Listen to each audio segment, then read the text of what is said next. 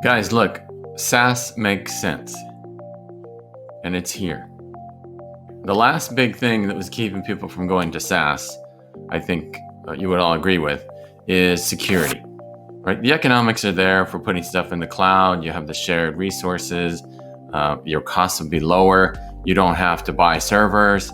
You've got, right now there's a chip shortage, there's issues there. So, the economic model, I think most people it would work for them to put stuff into the cloud and even use a SaaS model.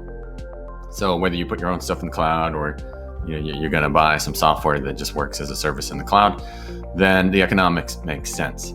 The last big hurdle for companies, if you ask them, why didn't you put stuff in the cloud or why aren't you? It's because they're afraid to put their data up there. And the reality is that their infrastructure at Microsoft and Amazon is much more sophisticated, stronger security. They have lots of money that they dump into these data centers, and the scalable architectures. And you can there's times when you don't even know where your data is, like what server does it reside on, because they have these elastic, dynamic infrastructures. And so that's great because the security is tight, and it's something that you probably wouldn't be able to spend the money on your own infrastructure to compete with. So that's it. The last big hurdle has been for adoption has been really security.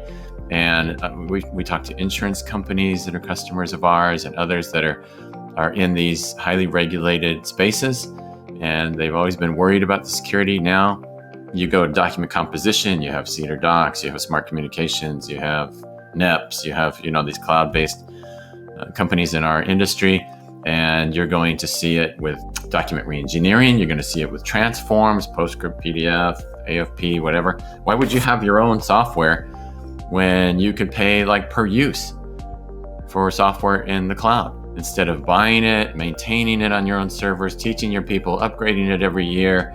It crashes, then you got issues.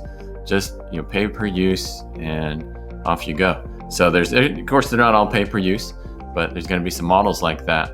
And if you occasionally have an AFP or you occasionally have a bad PDF or whatever, then why spend the lump sum and have that software sit around unused until you have that particular issue, and then you run the file.